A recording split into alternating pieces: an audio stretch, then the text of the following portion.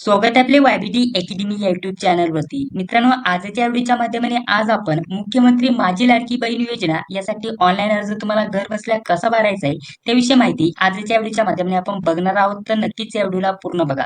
अतिशय सरळ आणि सोप्या भाषेमध्ये तुम्हाला सर्व माहिती समजून सांगण्याचा प्रयत्न करणार आहे. हा एक व्हिडिओ बघितल्यानंतर तुम्हाला दुसरा इतर कोणताही व्हिडिओ बघण्याची गरज पडणार नाही. अशा प्रकारे अगदी सोप्या भाषेमध्ये सांगण्याचा प्रयत्न करणार आहे. तर त्यासाठी नक्कीच या व्हिडिओला पूर्ण बघा. तर बघा, आपल्याला या वेबसाईटची लिंक व्हिडिओच्या डिस्क्रिप्शन बॉक्समध्ये टाकून देतोय. या वेबसाईटला तुम्हाला ओपन करायचंय. इथे तुम्हाला आतापर्यंत किती अर्ज आले ते तुम्हाला दिसतील. आता 1 तारखेपासून वेबसाईट सुरू झालेली आहे, त्यामुळे अजून अर्ज इथं मंजूर झालेले नाहीयेत. ज्यांनी पण ऍप्लिकेशन वरती अर्ज भरले होते त्यांचे अर्ज मंजूर झाले आहे की नाही ते तुम्हाला तिथं ऍप्लिकेशन वरती बघण्यासाठी भेटून जाईल. परंतु वेबसाईट वरती आता 1 तारखेपासून वेबसाईट सुरू झालेली आहे, यावरती अजून मंजूर झालेले नाहीये. 2 ते 3 दिवसामध्ये जेवढे पण अर्ज मंजूर झाले त्यांची लिस्ट किंवा त्यांची संख्या तुम्हाला इथे दिसून येईल. ठीक आहे, आणि एकूण लाभार्थ्यांची संख्या तुम्ही इथं बघू शकता. आता अर्ज भरल्यानंतर तुमचा अर्ज मंजूर झालेला आहे की नाही ते तुम्हाला कसं चेक करायचं, त्यानंतर तुम्हाला ती माहिती कशी भेटणार, पुढे तुम्हाला पैसे पडले की नाही ते तुम्हाला कसं समजणार, त्याविषयी संपूर्ण माहिती तुम्हाला स्टेप बाय स्टेप या व्हिडिओच्या माध्यमाने मी सांगणार आहे. म्हणजे या एकाच व्हिडिओच्या माध्यमाने तुम्हाला ऑनलाईन अर्ज कसा भरायचा, तुमचा अर्ज अप्रूव्ह झाला आहे की नाही ते तुम्हाला कसं बघायचं, काही अर्जामध्ये अप्रूव्ह झाल्यानंतर आपल्याला अर्ज अप्रूव्ह नाही झाला तर तुम्हाला कसं समजणार, त्यामध्ये काय एडिट केल्यानंतर अप्रूव्ह होईल, याविषयी संपूर्ण माहिती या एकाच व्हिडिओच्या माध्यमाने दिली जाणार आहे. तर चला, सर्वप्रथम तुम्हाला ऑनलाईन अर्ज कसा भरायचा त्याविषयी माहिती जाणून घेऊया. तर त्यासाठी तुम्हाला काय करायचंय, इथं आपल्याला अर्जदार लॉग इनचं ऑप्शन आहे, इथे तुम्हाला क्लिक करायचं आहे. इथे क्लिक केल्यानंतर इथं नवीन खाते तयार करा. बघा, खाते तयार करा, इथे एक ऑप्शन आहे, इथे तुम्हाला क्लिक करायचंय. त्यानंतर इथं साइन इनचं ऑप्शन येईल. बघा, साइन अपचं ऑप्शन इथे तुम्हाला दिसून येईल. इथे तुम्हाला तुमचं नाव टाकायचंय. जसं आधार कार्ड वरती नाव आहे तेच नाव तुम्हाला इथे टाकायचंय. पहिलं नाव, मधलं नाव आणि त्यानंतर शेवटचं नाव. ठीक आहे, म्हणजेच आपलं आडनाव. ठीक आहे, अशा प्रकारचं इथे नाव टाकायचंय. त्यानंतर एक मोबाईल नंबर टाकायचा आहे. पासवर्ड इथे तुम्हाला तयार करायचा आहे.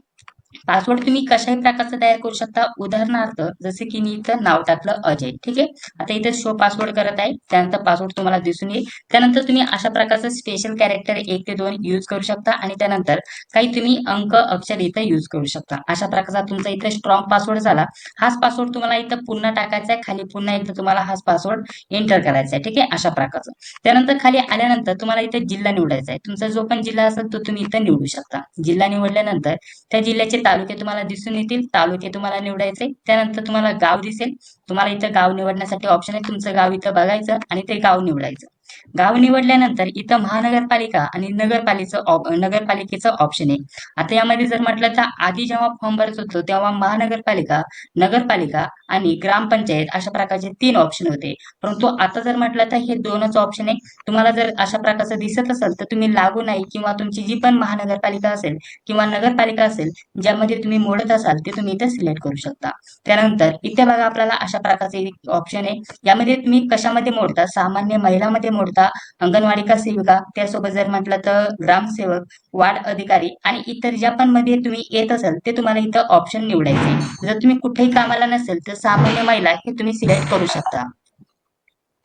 तर बघा, अशा प्रकारचे हे ऑप्शन सिलेक्ट केल्यानंतर तुम्हाला इथं खाली एक ऑप्शन आहे एक्सेप्ट टर्म. ठीक आहे, इथे तुम्हाला क्लिक करायचंय. इथे क्लिक केल्यानंतर अशा प्रकारचं ऑप्शन येईल. इथं एक्सेप्टचं ऑप्शन आहे, इथे तुम्हाला क्लिक करायचंय.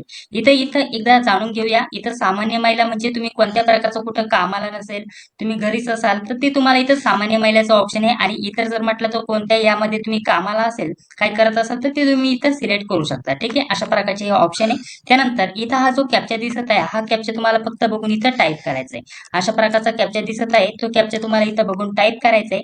आणि त्यानंतर इथे बघा साइन अपचं ऑप्शन आहे. साइन अप यावरती तुम्हाला क्लिक करायचं आहे. तर बघा, आता साइन अप वरती मी इथं क्लिक करत आहे. साइन अप वरती क्लिक केल्यानंतर अशा प्रकारचा ऑप्शन येईल. तुम्ही जो पण मोबाईल नंबर टाकला होता त्याच्यावरती ओटीपी सेंड केला जाईल 4 अंकी. तो ओटीपी तुम्हाला टाकायचा आहे. हा कॅप्चा इथे टाकायचा आहे आणि त्यानंतर इथं व्हेरीफायचं ऑप्शन आहे. व्हेरीफाय ओटीपी यावरती तुम्हाला क्लिक करायचं आहे.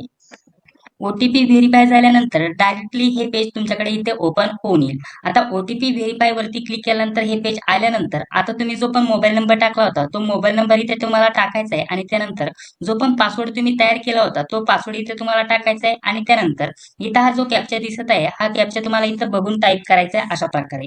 आणि त्यानंतर इथे लॉग इनचं ऑप्शन आहे. लॉग इन वरती तुम्हाला क्लिक करायचं आहे. त्यानंतर बघा अशा प्रकारचं पेज तुमच्याकडे इथं ओपन होऊन येईल. इथं लॉग इन सक्सेस अशा प्रकारचा ऑप्शन दिसेल. आता तुम्ही इथं लॉग इन झालेला आहात. आता तुम्हाला काय करायचंय, अर्जाविषयी संपूर्ण माहिती तुम्हाला स्टेप बाय स्टेप देणार आहे. आता तुम्हाला इथे काय काय ऑप्शन आहेत ते तुम्हाला जाणून घेण्यासाठी इथं कोणकोणते पर्याय दिसतात ते तुम्हाला सांगून घेतो. इथे ज्या पण योजना चालू असतील त्या योजना दिसतील. तुम्ही अर्ज आधी यापूर्वी केलेला असेल तर ते अर्ज तुम्हाला इथे दिसतील. आता तुम्ही जे अकाउंट बनवले या अकाउंट वरतीच तुम्ही जेवढे पण अर्ज भरायचे तेवढे अर्ज भरू शकता. एकदाच फक्त रजिस्ट्रेशन करावं लागतंय. तुम्ही तुमच्या घरातले इतर सुद्धा याच रजिस्ट्रेशन वरती अर्ज भरू शकता. ठीक आहे. तर जेवढे पण अर्ज तुम्ही केलेले आहेत ते अर्ज तुम्हाला इथे खाली दिसतील. प्रोफाईल मध्ये जाऊन तुम्ही तुमची जी पण माहिती आहे ती एडिट करू शकता. आता रजिस्ट्रेशन करायच्या वेळेस जी पण माहिती तुम्ही भरली होती ती तुम्हाला काही चेंजेस करायचे असेल, काही एडिट करायची असेल तर तुम्ही ती माहिती एडिट करू शकता. त्यानंतर इथे योजनेची माहिती दिलेली आहे. योजनेच्या माहितीवरती तुम्ही क्लिक करून इथे योजनेविषयी जेवढे पण माहिती आहे ती तुम्ही इथे डाउनलोड करू शकता पीडीएफ स्वरूपामध्ये. अशा प्रकारचं इथं ऑप्शन आहे आणि इथं लॉगआउटचं ऑप्शन आहे. तर आता महत्वाचं म्हणजे आपल्याला अर्ज भरायचा आहे. अर्ज भरण्यासाठी इथं आपल्याला अर्ज करण्यासाठी ऑप्शन आहे बघा, इथे तुम्हाला क्लिक करायचंय. इथे क्लिक केल्यानंतर आता तुम्हाला आधार नंबर टाकायचा आहे आणि त्यानंतर हा जो कॅप्चा दिसत आहे हा कॅप्चा तुम्हाला इथे टाकायचा आहे आणि त्यानंतर सेंड ओटीपी यावरती तुम्हाला क्लिक करायचं आहे. तर बघा आपला आधार कार्डला जो पण मोबाईल नंबर लिंक असेल आता त्यावरती ओटीपी सेंड केला जाणार आहे. आधार कार्डला जो पण मोबाईल नंबर लिंक असतो त्यावरतीच ओटीपी मिळणार आहे. त्यासाठी तोच मोबाईल नंबर तुमच्याकडे हवा असायला पाहिजे. जर तुमच्याकडे मोबाईल नंबर नसेल तर सर्वप्रथम आधार कार्ड अपडेट करा. आधार कार्ड अपडेट ऑनलाईन 3 ते 4 दिवसामध्ये होऊन जातं. त्यानंतर तुम्ही ट्राय करा पुन्हा या योजनेसाठी अर्ज भरा. त्याशिवाय तुम्ही या योजनेसाठी अर्ज भरू शकत नाहीये. आधार कार्डला जो पण मोबाईल नंबर लिंक आहे त्याचाच ओटीपी तुम्हाला इथं 6 अंकाचा ओटीपी टाकावा लागणार आहे. ठीक आहे. तर बघा इथं आधार लिंक ओटीपी इथे टाकायला सांगत आहे. तर तुम्हाला जास्त काय करण्याची गरज नाहीये. माझ्याकडे इथे ओटीपी आलेला आहे. तुमचं जर आधार कार्ड लिंक नसेल तर सर्वप्रथम लिंक करा. त्यानंतर 4-5 दिवसामध्ये अपडेट होऊन जातं आधार कार्ड. त्यानंतर तुमच्या मोबाईल नंबरवरती ओटीपी येईल. अदरवाईज लिंक असेल तर ओटीपी आलेला असेल तो ओटीपी तुम्हाला इथे टाकून घ्यायचा आहे. तर बघा माझ्याकडे इथे ओटीपी आलेला आहे. मी इथे ओटीपी टाकून घेतो आणि त्यानंतर व्हेरीफाय ओटीपीचा ऑप्शन आहे इथे मी क्लिक करतो. आता इथे एक गोष्ट जाणून घेऊया. इथे इनव्हॅलिड ओटीपी सांगत आहे परंतु मी ओटीपी तर बरोबर टाकलेला आहे. तर हे का सांगत आहे, इथं सर्व्हरचा प्रॉब्लेम आहे. जास्त ट्रॉफिक आल्यामुळे अशा प्रकारचा तुम्हाला प्रॉब्लेम येत आहे. तर तुम्हाला इथं सारखे सारखे इथे व्हेरीफाय ओटीपीचं ऑप्शन आहे इथे तुम्हाला क्लिक करत राहायचंय. 2दा-3दा इथं इनव्हॅलिड ओटीपी सांगितलेलं आहे. काही प्रॉब्लेम नाही, तुम्ही ट्राय करा. आणि जर रात्रीचं फॉर्म भरत असाल तर अशा प्रकारचा तुम्हाला प्रॉब्लेम येणार नाही. 12च्या पुढे वेबसाईट चांगली चालते. सकाळी 4, 5, 6, 7, 8 वाजेपर्यंत इथं वेबसाईट चांगली चालते. इथे बघा 2दा-3दा इनव्हॅलिड ओटीपीचा प्रॉब्लेम आला होता तरी देखील मी व्हेरीफाय ओटीपी यावरती पुन्हा एकदा क्लिक केलेला आहे. ठीक आहे. तर बघूया आता इथं व्हेरीफाय होतं का नाही. तुमच्या समोर सर्व लाईव्ह फॉर्म भरून दाखवत आहे. व्हिडिओला अजून लाईक केलं नसेल तर लाईक करून घ्या. तर बघा इथं ओटीपी व्हेरिफिकेशन सक्सेसफुल अशा प्रकारचं इथं आता आलेलं आहे. त्यानंतर अशा प्रकारचं पेज तुमच्याकडे इथे ओपन होऊन येईल. इथे ऑलरेडी काही माहिती तुमची टाकलेली असेल जसे की तुमचं पूर्ण नाव, तुमची जन्मतारीख आणि बाकीची माहिती तुम्हाला इथे टाकावी लागणार आहे. तर तुम्हाला काय करायचं आता, सर्वप्रथम इथं जर तुमचं लग्न झालं असेल तर वडिलांचं किंवा पतीचं नाव टाकायचंय. वडील टाकू शकता, पती टाकू शकता, कोणतंही नाव इथे तुम्ही टाकू शकता. वडिलांचं पूर्ण नाव इथे टाकायचंय. त्यानंतर महिलेचे लग्नापूर्वीचे नाव, जर तुमचं लग्न झालं असेल तर लग्नापूर्वीचे नाव टाकायचं आहे. जर लग्न झालेलं नसेल तर काही माहिती इथे टाकायची नाहीये. इथं वैवाहिक स्थिती तुम्हाला टाकायची. लग्न झालं असेल तर तुम्ही इथं विवाहित टाकू शकता. इथं बघा. त्यानंतर आपल्याला जर लग्न झालेलं नसेल तर अविवाहितचं ऑप्शन आहे, विधवाचं ऑप्शन आहे, घटस्फोटीचं ऑप्शन आहे. अशा प्रकारचे भरपूर ऑप्शन आहे. जे पण तुम्ही असाल ते तुम्हाला इथे टाकायचं आहे. ठीक आहे. तर लग्न झालं असेल तर विवाहित तुम्हाला इथं अशा प्रकारचं इथे सिलेक्ट करायचं आहे. त्यानंतर इथं आपल्याला काय म्हटलेलं आहे, आपण महाराष्ट्रात जन्माला आहात का. ठीक आहे. तर आपल्याला होय इथं सिलेक्ट करायचं, नसेल तर नाही वरती तुम्हाला सिलेक्ट करायचंय. होय वरती सिलेक्ट केल्यानंतर पुढील इतर माहिती तुम्हाला अशा प्रकारची टाकण्यासाठी ऑप्शन येऊन जाईल. तर पटकन वरील माहिती मी टाकून घेतो आणि पुढे काय काय माहिती टाकायची ती तुम्हाला सांगून घेतो. त्यानंतर पुढे बघा, पुढे जर म्हटलं तर तुमच्या आधार कार्डवरची काय माहिती इथं आलेली आहे, जसे की तुमचा संपूर्ण पत्ता. इथं तुमचा पत्ता काय आहे हे तुम्हाला पत्ता दिसेल. इथे तुम्ही हा पत्ता एडिट करू शकता किंवा तुम्हाला असाच ठेवायचा असेल तर असाच राहू द्या. त्यानंतर पिनकोड तुम्हाला दिसेल. थोडीशी माहिती मी हाईड केलेली आहे. आता तुम्हाला खाली जिल्हा निवडायचा, तुमचा जिल्हा कोणता आहे तो जिल्हा निवडायचा आहे. त्यानंतर तुमचा तालुका निवडण्यासाठी लगेच ऑप्शन येऊन जाईल. ठीक आहे. तुम्हाला तुमचा तालुका निवडायचा आहे आणि त्यानंतर पुढे तुम्हाला अशाच प्रकारे तुमचं गाव निवडायचं. जे पण गाव असेल ते ते गाव तुम्हाला इथं निवडायचं आहे. त्यानंतर पुढे आल्यानंतर महानगरपालिका किंवा नगरपालिकेचं ऑप्शन आहे, इथे तुम्हाला सिलेक्ट करण्यासाठी ऑप्शन आहे. तर तुम्ही यामध्ये मोडत असाल महानगरपालिका किंवा नगरपालिका, तर तुम्ही इथे हे सिलेक्ट करू शकता. आणि जर नसेल मोडेत तर तुम्ही लागू नाही इथे तुम्ही सिलेक्ट करणार. आता त्यानंतर तुम्हाला मतदार संघ निवडायला लागणार आहे. जर तुम्ही यामध्ये येत नसेल तर तुम्हाला मतदार संघ इथं निवडावा लागणार आहे किंवा टाकावं लागणार आहे. ठीक आहे. तर बघा, सर्व मतदारसंघ तुम्हाला अशा प्रकारचे बघण्यासाठी भेटेल. तुम्ही कोणत्या मतदारसंघामध्ये येतात ते तुम्हाला फक्त इथं निवडायचं आहे. त्यानंतर खाली मोबाईल नंबर तुम्हाला टाकायचा आहे. मोबाईल नंबर टाकल्यानंतर इथे तुम्हाला विचारलेलं आहे की तुम्ही या अगोदर शासनाच्या इतर अशा प्रकारच्या कोणत्याही आर्थिक योजनेचा लाभ घेतला आहे का?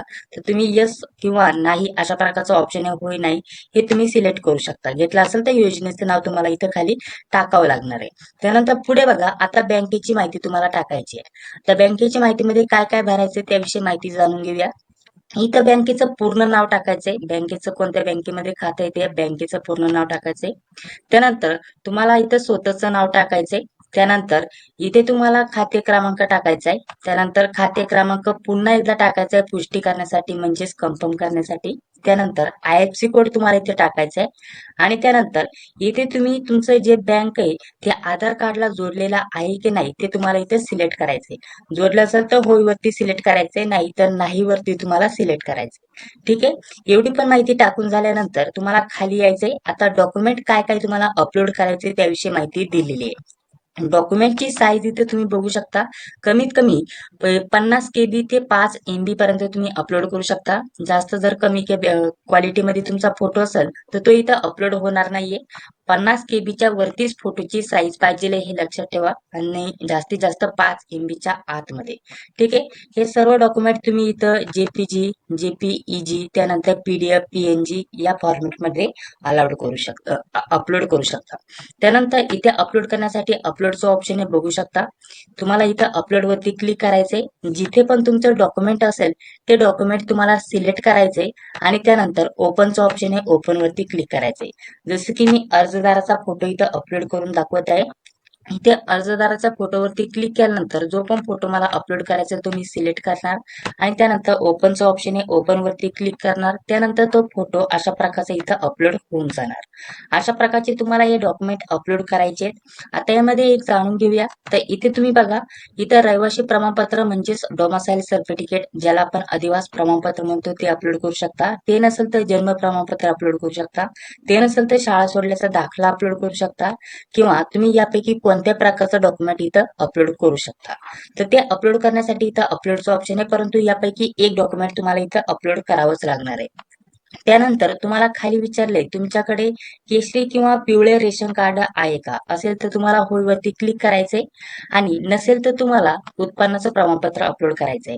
होय वरती क्लिक केल्यानंतर केशरी किंवा पिवळे रेशन कार्डची जी समोरील बाजू आहे ती तुम्हाला इथं अपलोड करायची आहे. बघा, एक फोटो आपला अपलोड झालेला आहे. ठीक आहे.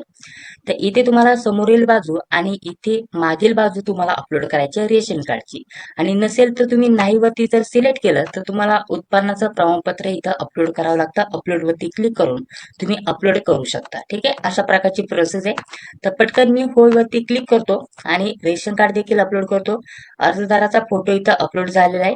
आता तुम्हाला अर्जदाराचे हमीपत्र अपलोड करायचे. तर त्यासाठी तुम्हाला काय करायचंय, इथे डाउनलोडचं ऑप्शन आहे, डाउनलोड वरती क्लिक करायचंय.